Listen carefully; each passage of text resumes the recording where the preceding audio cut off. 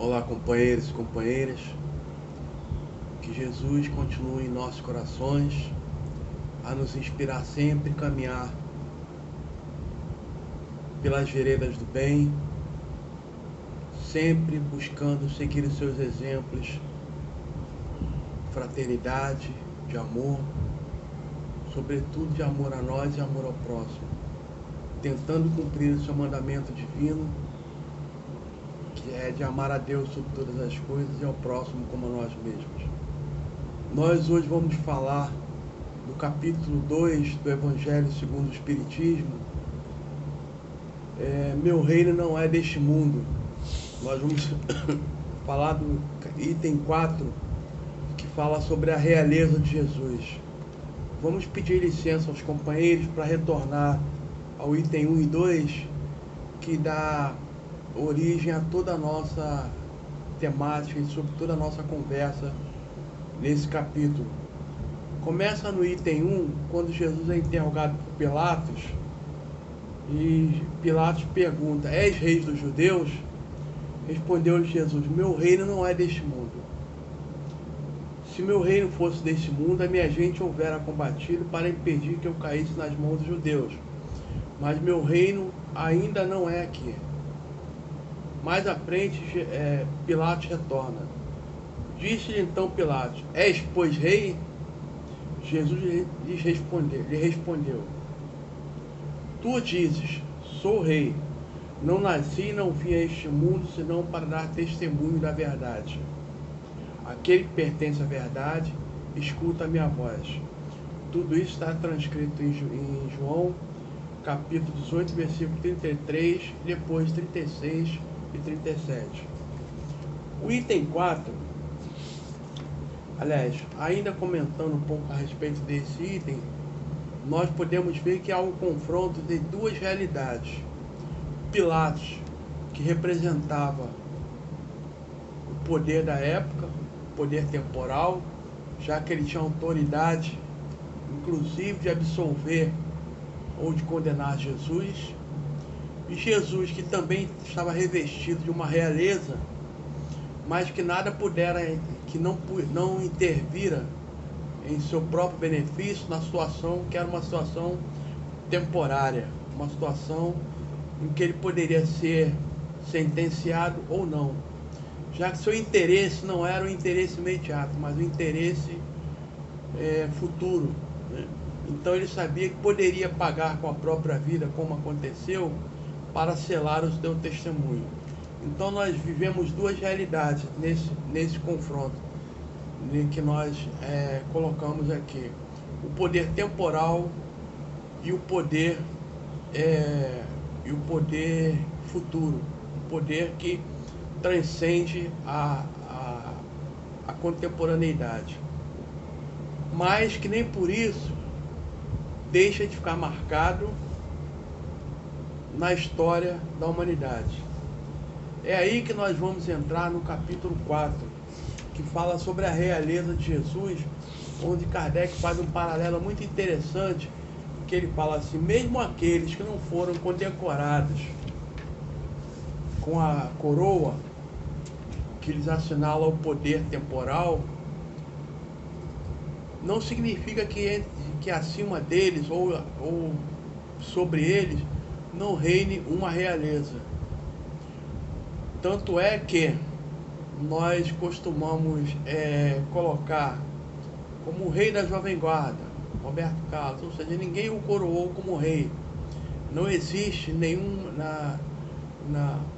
catalogado na humanidade nenhum posto de rei da Jovem Guarda. O rei da ópera, o rei das atrizes ou dos atores, mas com a gente coloca assim essa honraria como aquele que se destaca numa certa área, uma certa significação naquilo que faz ou naquilo que deixou o seu legado. E nesse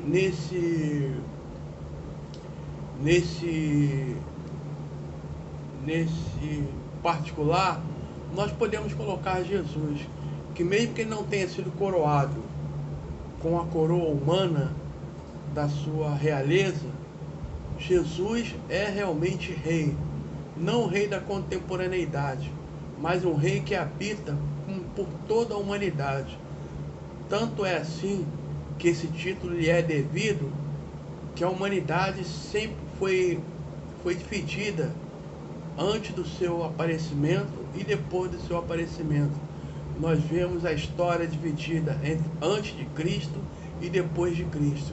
Mesmo que ele não tenha sido um reinado humano, com coroa, com súditos, né, com toda a corte que acompanha a majestade romana, a majestade humana, nós vemos que Jesus reina em toda a humanidade, sendo que o seu reinado é um reinado de amor que não foi ainda compreendido. Tanto não foi compreendido que já se matou em nome de Jesus, explora-se em nome de Jesus, coloca-se Jesus como um rei que quer a submissão daquele que não crê nele como Salvador, que proscreve aquele que não reconhece nele o caminho, a verdade e a vida, numa afronta a tudo aquilo que ele pregou quando esteve aqui, quando ele pregou somente o amor. Não importa quem nele acredite, quem nele não, ou aquele que não o siga, porque o reino de Deus é para todos, não só para aqueles que acreditam em Deus ou que seguem Jesus.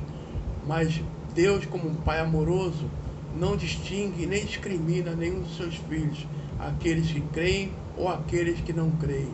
Então, para nós que somos cristãos, que reconhecemos a realeza de Jesus, que acatamos o seu reinado, porque o reinado de Jesus, os seus súditos, que somos nós, não são aqueles que se curvam em reverência à sua majestade, mas se curvam espiritualmente diante do seu exemplo, da sua magnitude, do seu caráter, da sua grandeza, e sobretudo se curva diante dos seus ensinamentos, buscando o seguir em toda a sua caminhada, buscando seguir todos os seus exemplos, como ele mesmo exemplificou, como ele mesmo apregou: aquele que quiser vir após mim, pega a sua cruz e segue-me.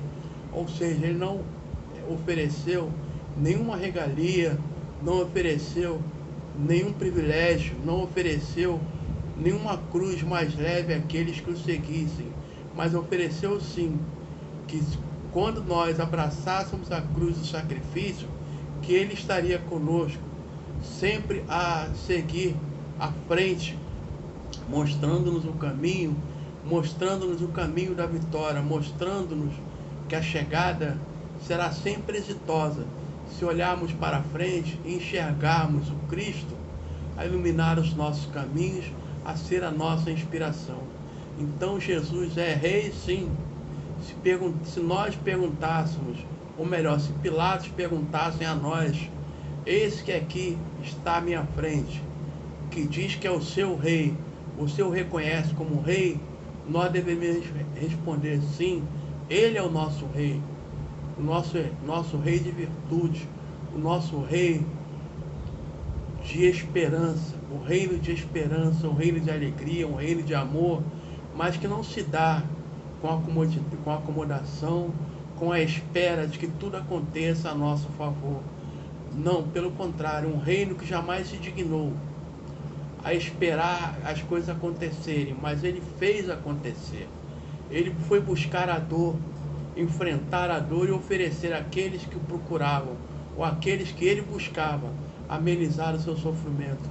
E assim deveremos ser nós. Ainda que soframos, ainda que passamos por situações difíceis, devemos reconhecer que ainda existem pessoas, companheiros que sofrem mais que nós, que necessitam do nosso amparo.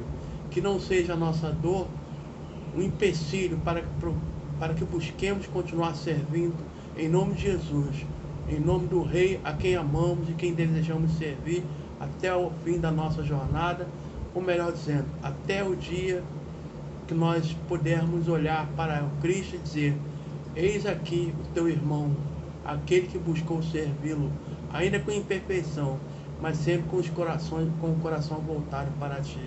Que o Cristo esteja conosco, hoje, agora e sempre.